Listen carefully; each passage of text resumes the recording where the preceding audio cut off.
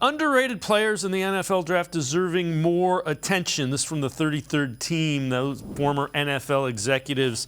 They go Eric Gray, running back, Oklahoma. It's a very good class of running backs. Overall depth. Gray seems to be getting ignored after a 4.62 40 at the Combine. One of the shiftiest, most creative runners in the draft.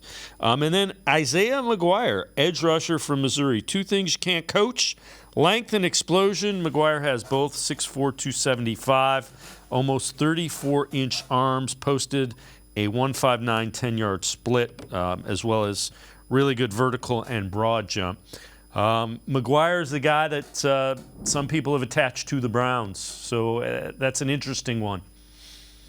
Yeah, Isaiah McGuire is an interesting guy here because he tests very well. I don't ever really hear much about his production coming out of college. I don't know if he had a ton of production in college because every time you hear of him, it's, hey, the length, the athletic ability. I think he had 7 sacks last year in college and 24 solo tackles. So he has a lot of promise that he has not really lived up to yet, but he's a young prospect.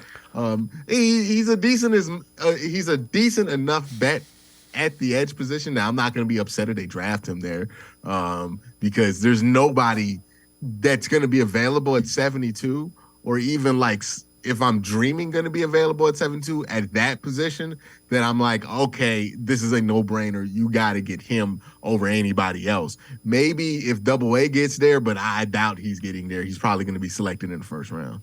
And Gray, I mean, running back, if they do go running back, who's somebody that you have your ear out for that you think would make sense?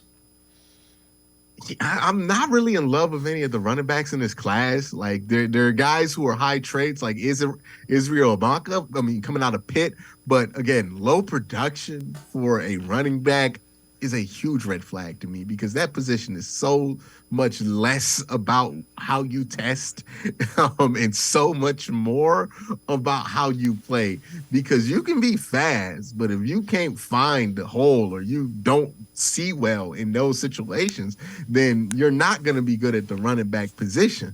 So, I would lean more in the direction of like a Keaton Mitchell or somebody like that, somebody I saw with solid production at test. Okay.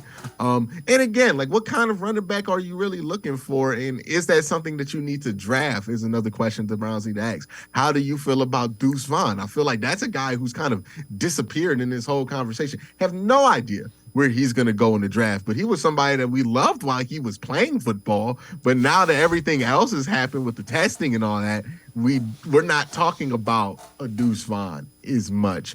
So that's who I would have my eyes targeted towards at the running back position. Deuce Vaughn intrigues me. If you can get him in the 5th or 6th round, I would think that would be a great pick, and just to see what happens here, right? Maybe he can return kicks. Maybe he can return punts. Like, maybe there's another way for him to give use for this team because he was so good out the backfield for that Kansas State team, and he was a very good player in college. So those are the guys I tend to like a lot when it comes to running back, is the guys that have that good production. Now, some of them have good production because of great offensive line play. Some of them, they have great vision. And that's what you have to look at the tape for.